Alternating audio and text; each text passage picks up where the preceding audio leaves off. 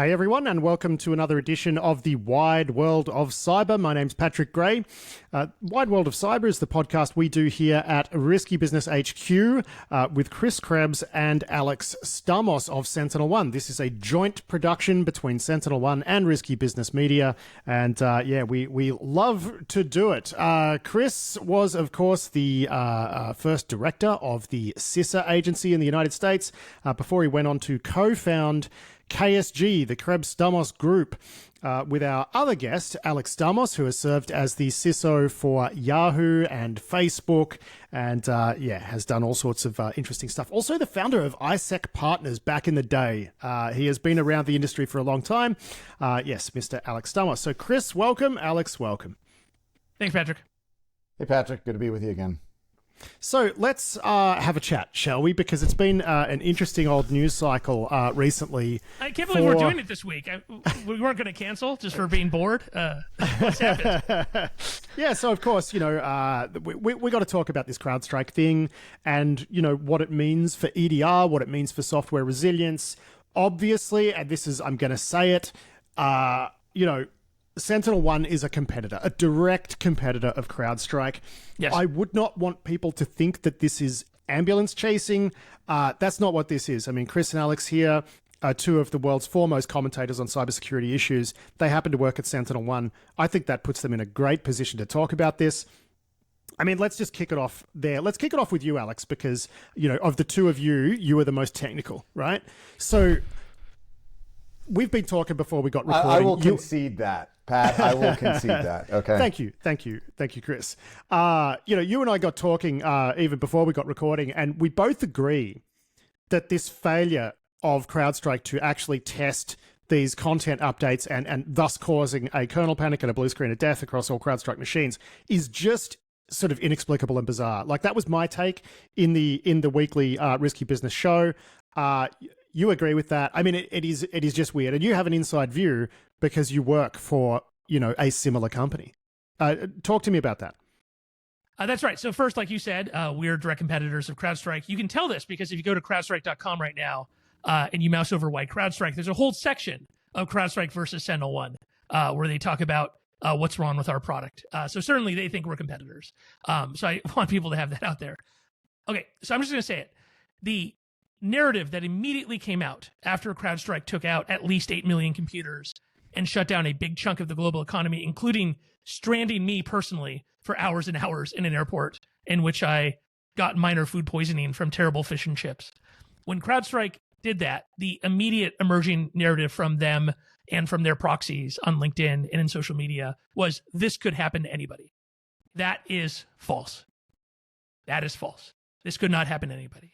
CrowdStrike has made intentional architectural, engineering, and QA decisions that made this happen. They were negligent in their engineering decisions and their QA decisions. They created this problem for themselves and for the world. And it is dangerous for them to spread that idea that this could happen to anybody, because what they're doing is they're planting this idea in the minds of CEOs around the country, around the world, that security products are inevitably this incredibly dangerous, that it is not worth it to protect yourself from ransomware actors or state actors, because it is more likely that your company that you're paying millions of dollars to, that they're the ones who are going to take you out versus the bad guys. So that's, I think, my core message here is this was preventable.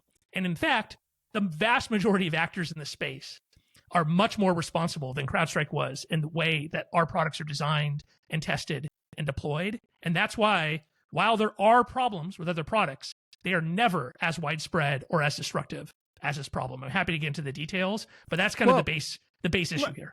So the thing that I can't wrap my head around, right, is I can definitely understand how CrowdStrike's product architecture evolved the way it did. 100% understand, because, it's a product that's been around for a while, and back when they started the company, you would absolutely have architected it like this. I think by 2024 standards, we would regard this as a risky type of architecture. But again, that's fine as long as you recognize that that's a risky sort of architecture and you put the sort of compensating tests around it. And indeed, there are advantages, even today, for the way that they've structured their product. But again, there's a lot of risk there, and they absolutely should have been doing dynamic testing. Let me ask you this. When SentinelOne pushes even just a signature update, and this idea that, a signature update or a, content update, as they call it, could never have caused this sort of thing, and it's this really unexpected thing. This is something we've seen time and time again with antivirus companies, EDR platforms, all sorts of stuff. I can think of incidents involving Sophos, McAfee, all sorts of people. So I'm guessing that, most competing firms, yours included, I mean, you do dynamic updates, right? You do dynamic testing, right? On all sorts of updates, I would imagine. Right, and then you probably stagger rollouts into different rings, right? Right. So all anti-malware products, and so we're talking about from traditional AV all the way up to the most advanced EDR, XDR products, of which CrowdStrike and SentinelOne are that category, have both the base code and then some kind of rule set. And the truth is this is a complicated world in which it used to be for AV, the rule sets were these basic static files that were being parsed by a rule, parsed by code, and then read, and then turned into some kind of memory structure. And now it is some kind of executable code, right? It is something more complicated. What CrowdStrike has done is they have pushed a huge amount of their intelligence into a kernel module, right? Now, every product, including ours, if you want to be truly secure, has to run on Windows at least, have some component that is a kernel module. And there's really kind of three functions that you have to do that. One is you have to tap into certain events that are only really available in the kernel. If you want to do certain interdiction of events, because kind of for modern EDR, you don't want to just only shut down a process or only shut down the machine. You want to be able to kind of intelligently shut off processes from doing certain things. And you can only do that from inside the kernel. There's not a user mode API to be allowed to do that. And you're trying not to do things like hook and inject into every single process on the machine because that causes stability issues. And so you can only do that from the kernel. And the third and the most important is tamper resistance, is that there's a constant battle with the high-end threat actors, including the ransomware actors, and that there is a constant black market that if you watch the discussion groups and such, is that you'll have the lockbits and the equivalents, the black cats and such, discuss, I've got a CrowdStrike bypass. I've got a SentinelOne bypass. I know how to turn these guys off. And so they're constantly looking for ways to shut us down so they can try to do something. And then we're constantly looking for what they're doing and then updating our systems. And the only way you can protect yourself on Windows right now is from inside the kernel, right? And so everybody's got a kernel module. But what you can do is you can build your kernel module to only do the minimal things, to tap into those APIs, to tap into the hook into the things that you absolutely have to, keep that as stable as possible, to put as minimal logic as possible, and to push all of your AI, your ML, your parsing, all of your logic, anything that parses any rule set, push that all into user mode, and then create very well-tested, very robust ioctls and other kinds of APIs between the kernel and user mode, and then test the crap out of those. What's amazing here, Alex, is that I'm a journalist and I know this, because like the Airlock Digital guys who, they make an allow listing solution that's, terrific. They're Australian guys. And I remember years ago, they were like, because we do this through a kernel driver, we're really just wondering what we can do to really make this rock solid, stable, whatever. So they went to Silvio Cesare, who's a world-renowned researcher in Australia who knows a lot about kernels. He's globally renowned for being a kernel security expert. And they dumped a pile of money on Silvio. And it's just really interesting what you said, because Silvio came back and he said, there's a few things you're doing in the kernel that you don't need to be doing in the kernel, so you need to move them out. And, so they were thinking very early on, like, how do we just get as much risk out of here as possible? And in the end, their kernel driver is like 60 kilobytes. Obviously, it's a much simpler product than something like fully featured EDR, but it goes back to those principles, which is if you're going to be in the kernel, this is the way you need to think about it. But again, the question that I asked you wasn't about their risky architecture. It was about testing, because this is the part that doesn't make sense to me. And you do test, so when SentinelOne rolls out like even just a signature file, there is a dynamic test, is there? And tell me what that process actually looks like for a CrowdStrike competitor. Right. And so this is one of the differences between us, and I can't speak for everybody, right? But I'm looking actually at an internal slide deck right now where we talk about how even for our content files, we do a ton of testing that obviously CrowdStrike doesn't. And so CrowdStrike they've released the slide deck where it shows that their QA, they have sensor content and rapid response. And for sensor content, they do all this different stuff. And then for rapid response, it says they have template instances and they have checks that are being performed. And that's it. And the checks obviously didn't happen. And effectively, they released this PIR, this initial, this incident report, that is hundreds and hundreds of words to basically say we never ran this on a Windows machine, right? Because it instantly blue screens. So clearly, it never touched an actual running Windows machine, which is amazing. Which is the only possible way this could have made it out. No, I mean, I never actually. I know touched I know you heard our machine. show.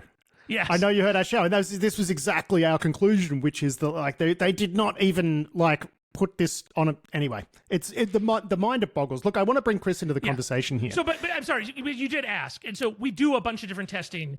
So we do our own testing. We roll it out to our own testing machines, including the live updates, right? So it runs on actual Windows machines on a bunch of different pieces of hardware. The modal. So again, EDR, we break things. I'm just going to admit it. SentinelOne has bugs. We have broken things. The modal break is you have a conflict with something that's specific to a specific piece of hardware or a specific customer, right? So that's what will be much more likely is that you have like a specific Dell driver that it doesn't like, or we'll have a customer where they have a really specific piece of software that only that company has. It's custom that our detection rules will detect, and it's a line of business software and it's critical. And so we will have test rules that will include that stuff so that we don't, oops, we screwed up once. We never want to make that mistake again, right? So when we do content updates, all of those tests happen, thousands and thousands of tests happen on real virtual machines and real hardware before anything else happens. Then we roll it out to ourselves. We dog food those rules before we roll it to anybody else. We beta test them, and then we have telemetry where we roll it out to small percentages of customers and then get the telemetry back. And if you don't have like a 98% positive rate, it automatically stops, right? It is clear CrowdStrike did none of that because any of those steps that I just laid out would have stopped this, any single one of them. And now they're announcing like, we're going to do some of this. This is super basic. This is like 2015. And this isn't like something SentinelOne invented. This is like what anybody who's ever done high quality engineering has done for decades. It's just kind of mind boggling for me that you could possibly ever do something where you're like, I'm going to ship code that's going to go run in millions of Windows kernels. I'm just going to run it by like a Perl script and then YOLO it out to millions of machines. It's just mind boggling negligent. And it's shocking. And the idea that people are going out and saying anybody could do this is just a complete lie. So one thing though, they do dog food. As I understand it, they actually do dog food their updates, but they're a Mac shop. Yeah, great. Oops. Which is amazing, right? Like when you're like, why didn't they, catch it? It's like, oh my God, guys, you just don't get it. And anyway, the like part there is like they do have Windows machines because they're a public company. This is a challenge of every public company is you have Windows machines because you have to have like 64-bit Excel, but nobody was up at 4 a.m. on a Friday, right? None of their finance people. Yeah. It was crazy, right? Because, as listeners who might be new listeners who might not know, but yes, I am based in Australia, thus the accent. And we copped it during the middle of business. It was like 2 p.m. on a Friday sort of thing. It was crazy. So we were one of the first when, just social media's kicking off. And, it goes from mysterious blue screens everywhere to the Prime Minister will address the nation sort of thing, like in a few hours. Absolutely nuts. So, Chris, I want to bring you into this, right? And I want to bring you in to talk about the Microsoft side of this, because yes, what CrowdStrike did was mind-numbingly bad, right? As Chris has established. And again, people might say, oh, is this ambulance chasing? I don't think it is, but is this you guys kicking CrowdStrike when they're down? Yes, but also they deserve it. So we've established all of that. But then there's the whole Microsoft dimension to this, right? Where there's been a lot of discussion about, EU rulings, which have said that Microsoft can't just kick everyone out of the kernel and give itself an unfair advantage in its security products. And we've also got Microsoft saying, well, we obviously need to change Windows so that this doesn't happen. If I'm Microsoft at this point, I'm pretty mad that this has happened because it has reflected poorly on my company. And I'm thinking, well, how do I stop this from happening again? And again, if I'm Microsoft, I don't really care too much if it's going to make security companies sad. What I do care about, though, is the reaction of competition regulators if I start doing things that could disadvantage security companies. Why don't you walk us through the whole dynamic here that's at play with Microsoft and regulators and, what sort of steps they could take to, change their operating system or the way they do things, and without getting in trouble with the FTC? Yeah, look, I think it's there's a baseline initial question of, was Microsoft really aware of the extent at which CrowdStrike was really playing around in the kernel? And it's not clear to me that they were aware. And so they're going to be taking a hard look at what CrowdStrike was doing. They're probably going to take a look at a whole bunch of other vendors as well. And the natural reaction, and I think this is something that Alex has talked about elsewhere, is locking it down. I mean, that's the natural, right? Almost like biological response of like, if somebody hurts you, you're going to stop them, allowing them into that space where they're hurting you. The problem is, as you pointed out, is the 2009 agreement with the European Union, or the European Commission, where Microsoft is not allowed to shut access down. They have to provide access to other security vendors, the same access they have. That's what's holding now, and I think that's probably going to be the initial kind of friction on them walling it off. That said, these agreements can change. The United States is not necessarily bound by that agreement, and it's a possibility that you could have some different treatment here, or there could be some further negotiation. Euro windows. Sounds horrible. Yeah, I anyway. I doubt that would happen based on kind of my experience. Previously well, I think also with if Microsoft were to do something to give itself an advantage in this market, like there's going to be FTC problems. So that's the second piece, right? Yeah. Yeah. I mean, that's the second piece, because I think there's, with the prior security challenges, we'll just kind of leave it there, that Microsoft has faced over the last couple of years, and some of the broader attention to IT monocultures, the United States Congress is taking a hard look at tech competition issues, from the hardware all the way through productivity and security.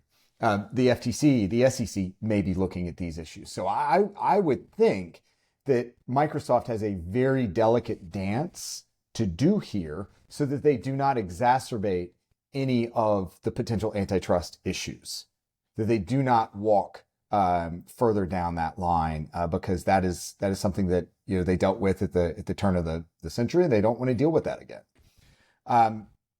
All that said, I just do not see Microsoft just kind of chalking this one up and saying like, that's a mulligan. Things happen. You got a mulligan, guys. Yeah. So exactly. something's going to change. And I think Alex, we've talked about VBS enclaves and things like that. Like, I don't know where this goes, but I do know that there's a lot of external pressure from customers saying, how the hell can you allow this to happen? But there's also a lot of pressure from, as you mentioned, the oversight regulators in the enforcement agencies that are going to be sitting there going like, hey guys, you still have to play fairly with the rest of the ecosystem. And the third aspect here is that it's actually worse for, I think, the broader ecosystem if they were to lock it down, because that takes us further down that monoculture road or path. And diversity right now is a good thing in this space. And we've talked about that time and time again. Diversity in the security space is a good thing, because what you have otherwise is a bunch of slices of Swiss cheese where the holes actually just line up and things will pass right through. Yeah, I mean it's a tricky one, and I want to talk to you about this too, Alex, because I had an interview the other day with the Airlock Digital guys, and that's running next week. And I have been talking to them a lot because obviously as a security vendor with a presence in the kernel, and they're my friends.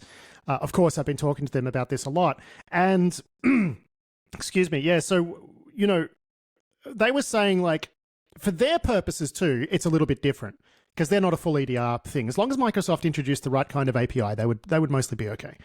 But they were making the points that for EDR vendors, they're not going to like it if Microsoft goes the way of macOS and releases some sort of generic endpoint security API. I mean, the point David Cottingham made to me is like, if they do anything like use a little bit too much system resources or whatever, macOS just kills them.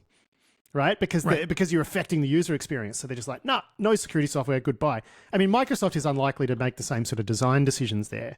But the point is, you're going to lose an awful lot of flexibility if Microsoft, even if they're doing equitable sort of access to this API, because they would need to do the same for Defender as they're doing for Defender's competitors. It would need to be an even playing field to avoid the FTC causing them drama. But like, what? How do you think they could even do this technically, I think is the question, right? Because I don't really know how they could lock everyone out of the kernel and still give startups and existing vendors room to innovate, if that makes sense? What do you expect them to do here? Yeah, so I think there's 2 or 3 options. So one would be an Apple-like direction. SentinelOne works on Apple Silicon Macs, and it has been a challenge, but we would be willing, our position here is we are willing to work with Microsoft if they want to go that direction, if they hold themselves to the same standard. Yeah. If we are held to a second-class standard, then it'll never work, right? Because they will use this as an opportunity to make Defender the only EDR that works. Certainly, they're going to try that. I'm just going to throw it out there. Microsoft is going to try to use this as an excuse to make Defender the only EDR product that works. And so it is really important for both enterprises, the government, and for third parties like us to point out when Microsoft makes that move, that if they want to do better, we're happy to be a design partner there, and we're happy to beta test and alpha test with them of doing something better. So I do think an Apple-like model is possible. It'll have to be very carefully designed, but it is theoretically possible to do this stuff in user space. Customers are very performance sensitive, right? Like we get lots of tickets of, you changed my performance in this workload by 1.5%. And so that will be an issue, but that is something that could be worked out collaboratively with Microsoft if they're willing to do so in a reasonable way. In the short term, I think a better process would be for them to work collaboratively with the EDR vendors to make sure that we're not doing the same stupid stuff CrowdStrike did. CrowdStrike effectively bypassed the whole purpose of the WHQL process, right? So, when you submit a kernel driver to Microsoft, they test your driver to make sure it doesn't crash the kernel. And then CrowdStrike was going and doing all this dangerous stuff in the driver that we don't do. Microsoft should go revoke CrowdStrike's. CrowdStrike broke their promise to Microsoft, right? I'm gonna actually push back on you a little bit there in CrowdStrike's defense, because what they gain through this architecture that they've got is an awful lot of flexibility. They've got an awful lot of performance advantages, right? So right. I'm not actually as critical of their architecture as you are. The thing that I'm critical of is that they didn't they didn't actually recognize they don't seem to have recognized or have forgotten how risky it is, and they didn't do the testing. Look, if you're doing adequate testing, and you pointed out before that even like a basic dynamic testing regime, you're going to miss edge cases, right? You're going to hit some box that's using some obscure software. It's not going to play nice. There might be a crash, but you're not going to blue screen all of your customers if you're doing some rudimentary testing. So I think that you can have an architecture like that and have some compensating controls like testing. So again, I'm not as critical of their architecture. I'm just thinking if you're going to operate like that, you need to be careful, and they weren't, and that's baffling. So what I think Microsoft could do in the short term is they could amend their WHQL guidelines to say, if you want to have an EDR driver signed by us, you have to pull all this dangerous stuff out of the kernel and put it in user mode. And that should be a requirement they put in place in the next 90 days, 180 days, something like that.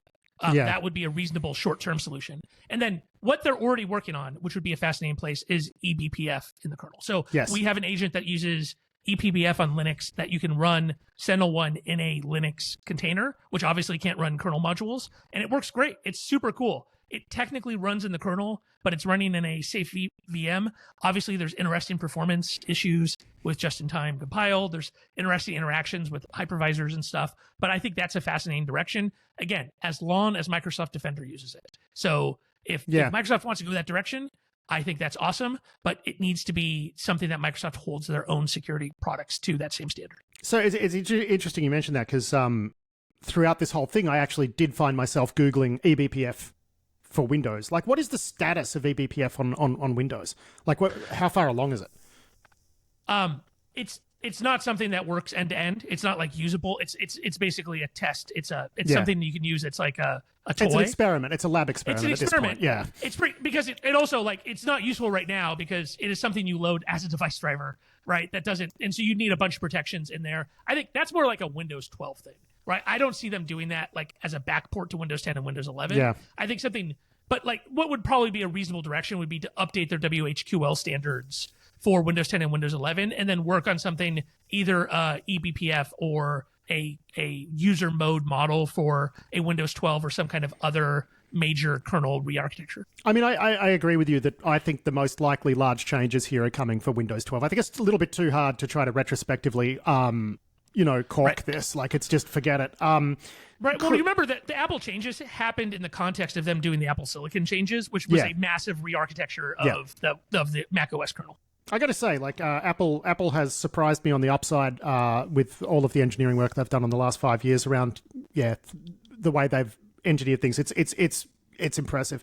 Chris, I want to talk to you. I have to say though, like this talk of Windows 12 is giving me like a mini seizure, because you remember Windows 10 was supposed to be it.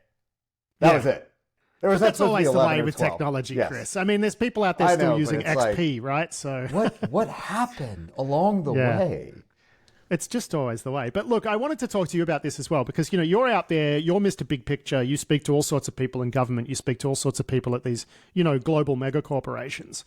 And okay, they're very much attuned to the risks of security software. But I think a big wake-up call for policymakers in this, policymakers and senior corporate leaders, is, oh my God, this was only 1% of systems. But look at the chaos, right? So they're starting to look at their supply chains, and it ties back to that whole conversation about supply chains, which I know you're a fan of having. What's been the reaction out there among your contacts? And I'm not necessarily just talking about cyber people here, but government types, politicians, senior directors at large corporations. What's been their reaction to this in terms of like their thinking outside of just sort of EDR and security software? Well, I think it was actually somewhat reminiscent of SolarWinds, because there were a lot of people that woke up and they're like, what's an Orion in 2020? Yeah. Same thing going here was that, like, what do you mean there was this much going on at the kernel and not in user land? And I think what we're having is perhaps in corporate space, a bit of a wake-up call of kind of that risk-reward tension, doing a lot of really interesting heavy stuff at the kernel rather than over here where everybody else does it.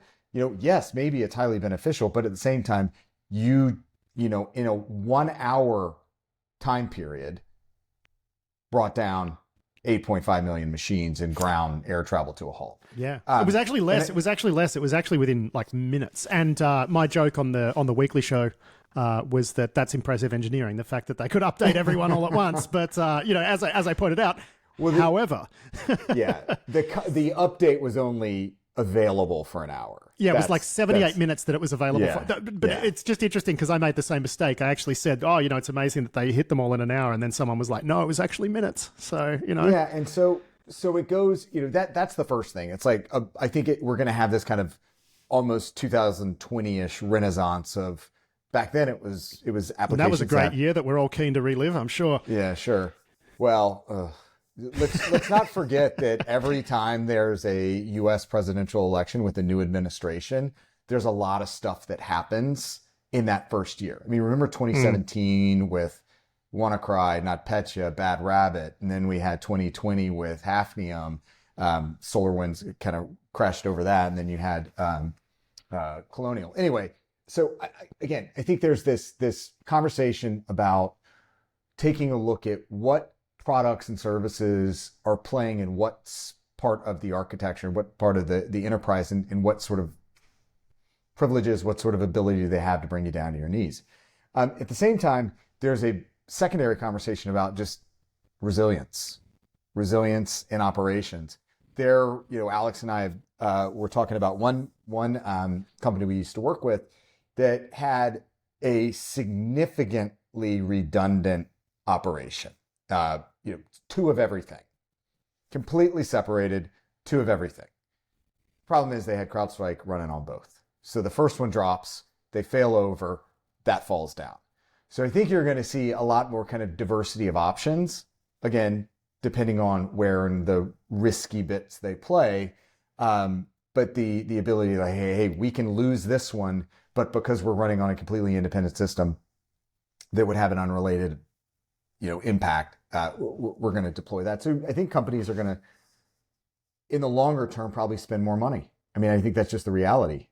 Redundant systems are going to cost more, and I think that's probably going to be the future you see, at least for a lot of the highly important critical infrastructure. But nonetheless, like, you can go read the terms and conditions for CrowdStrike, and they say, you if you're in critical infrastructure, you should not be running this stuff in your operational networks, live, connected, getting live updates. So, where does this go? We already kind of touched on investigations. The United States Congress, the House Homeland Security Committee sent a letter to CrowdStrike, to George Kurtz, saying, hey, by Wednesday, whatever that day was, 2 days ago, you need to have scheduled a hearing. And, as things happen, August is a month that the United States Congress usually takes off for recess to go back to the district and do other things. That's particularly true in election cycles. So the U.S. Congress will not be in session for the month of August. So I suspect that hearing will take place in September. By then, I suspect kind of the flash of this all will have dropped off a little bit. But nonetheless, I think you're going to have motivated staff and members of Congress. They're going to want to get to the bottom of this. Separately, NetChoice, a tech trade group in D.C., sent a letter to a number of senators saying, hey, Senate, you should have a similar hearing. And by the way, there's still a bunch of unresolved, unanswered questions about Microsoft security failures. So you should probably roll that into the hearing as well. So Congress is not going to forget about this. They may not be great at legislating right now, but they do okay in terms of holding hearings and answering, or asking rather, some tough questions. The Federal Aviation Administration has already announced that they will investigate the airline outages. And of course, the Delta continued to struggle through the week due to, I guess, the manual nature of recovering a bunch of these systems. One of my favorite things that I saw through this was they were handwriting, not Delta, but there were airlines in India that were like literally handwriting boarding passes. Tickets. Yeah. I don't know. It's amazing, right? I don't know how yeah.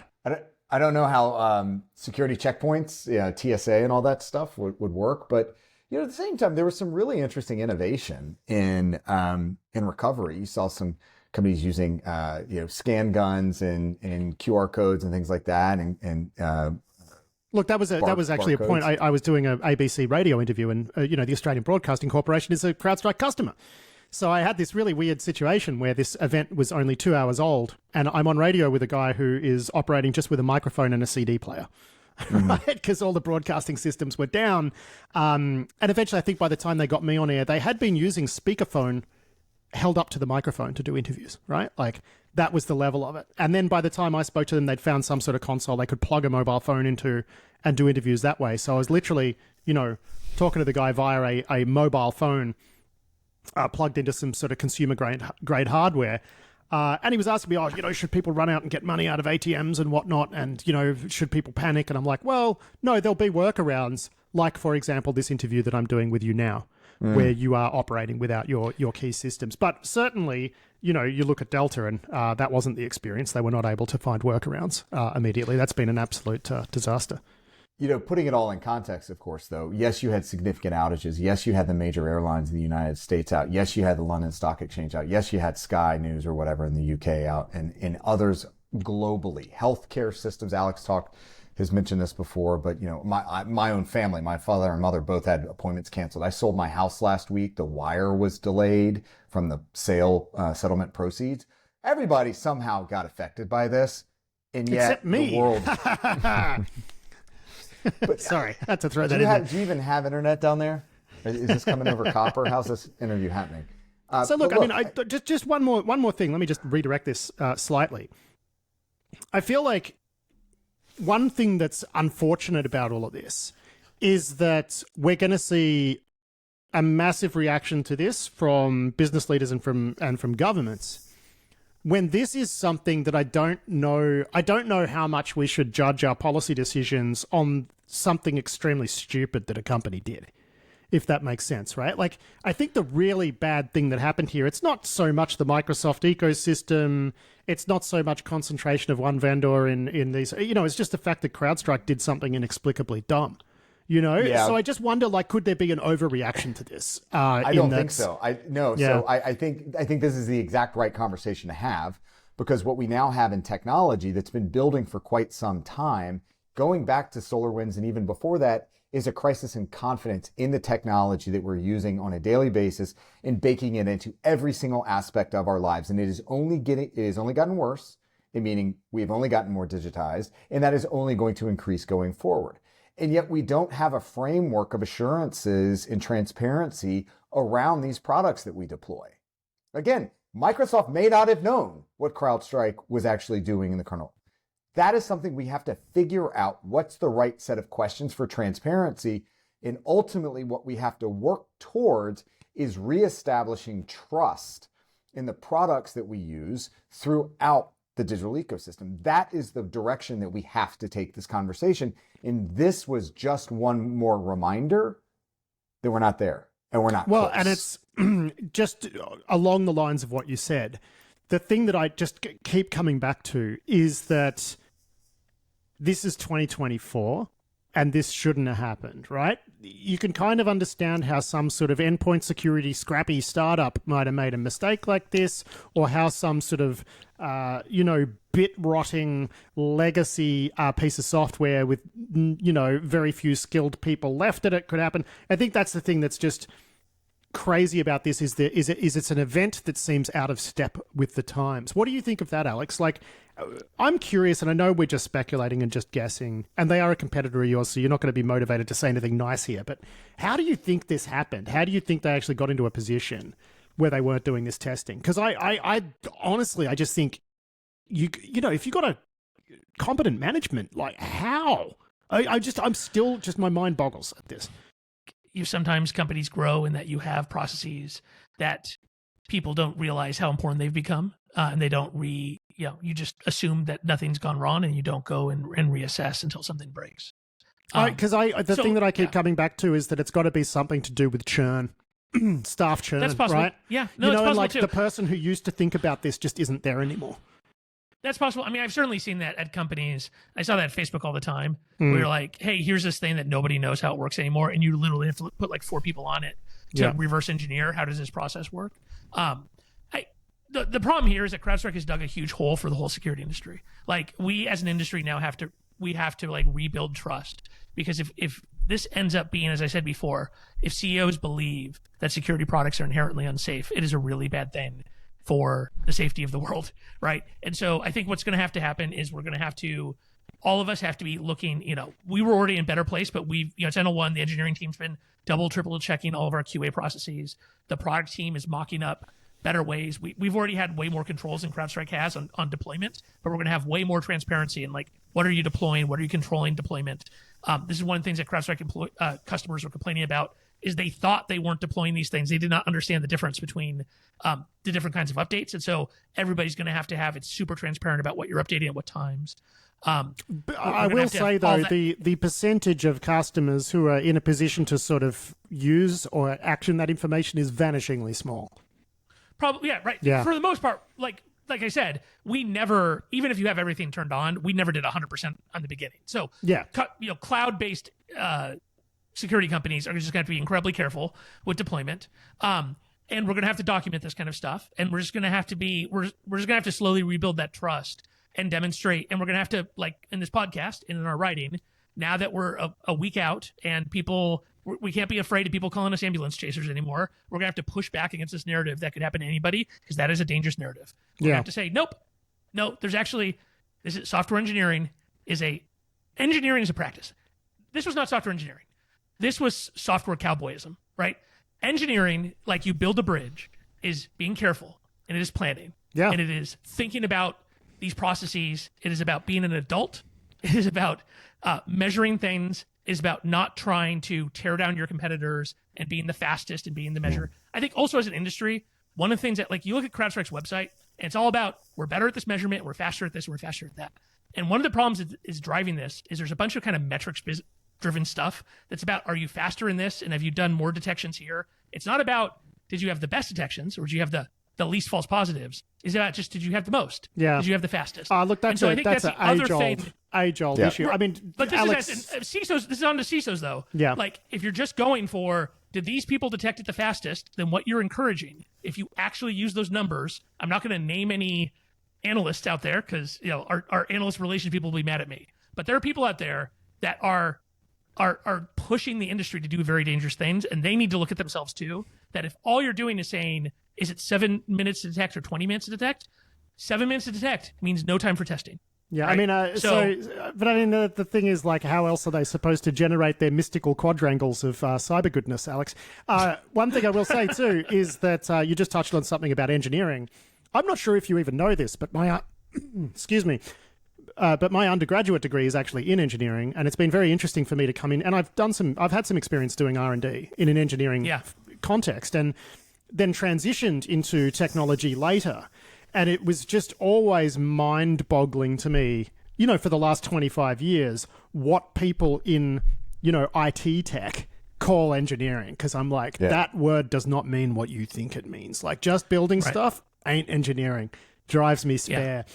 Look, I think we're going to... I thought you were just a journalist, which is like your whole shtick, Patrick. Always talking about... No, I'm going to agree with you because I have an electrical engineering degree. And when you do an engineering degree, they talk a lot about like, hey, the PE, professional engineering and bridges. And we had to take an entire class on the ethics of engineering and failures and people dying. I did that class as well, man. Right, right. And that's actually a problem with the security industry is I love security. I love security people. I love Black Hat and DEF CON, but there's a ton of cowboys, right? Yeah. There's a bunch of people who come from just hacking backgrounds and stuff and have never sat through that. And I think that's part of the problem too, is that like, it's a bit of a cowboy. Well, they need their Ralph Wiggum voice. I'm an engineer, and it's just no, you're not. It's a little bit nuts. But that said, if you were to apply genuine engineering principles to modern technology, geez, it would slow things down, right? So that's a whole other conversation for a different day. I think we better wrap it up there because we're running kind of long. Chris, some final thoughts. Look. This is not something that the government's going to sweep in and solve. And that's, in fact, the last thing we probably want is overregulation of this industry or that industry. There's no kind of technology, policy, discipline or capability that exists or is resident in government that's going to make some magical regulatory framework. So this really does get down to customers demanding more and corporate responsibility on the software provider side. And that's unfortunately just where we are right now. But I like this parallel to professionalism across the industry and, stating what's a solid safety standard? What is, professional engineering? I'm not saying we're looking to licensing because God knows I don't think we could push everybody through that regime, but we need to approach something along those lines. Yeah. I mean, you can. Because even I don't know how it works in the United States, the Engineering Institute here, you don't necessarily need an engineering degree to be certified, but you would need 7 years of experience and to be able to answer a few pretty important questions, right? So I think you could. I agree, though, that that's probably not the solution here. But in the midst of a workforce gap where, depending on which numbers you read, it's 5 million or whatever it is. Yeah, it's not. I don't think we're getting I'm just saying, like, we have software engineering practices to prevent this kind of stuff. Yeah, right? yeah, 100%, 100%. But Alex, any final thoughts before we wrap it up? No, I just think Black Hat's going to be fascinating. Yeah, it's going to be an interesting discussion, and it's from my perspective. I'm going to be talking to Black Hat. And I'm going to be giving a talk on this, and we talk about how the security industry needs to kind of use this as a moment for self-reflection because we're going to have to start to take ourselves out. Yeah. Like while it's not. It's CrowdStrike's name out there. It has hurt all of us, and I think that is going to be a real problem for the world because for two reasons. One, because people are ripping and replacing. The other thing is CrowdStrike has given a great demonstration. I was up at 2 a.m. that morning because I would not have been shocked if you had told me the PLA Marines were in the Taiwan Strait. Right? This is exactly what the Chinese would have done.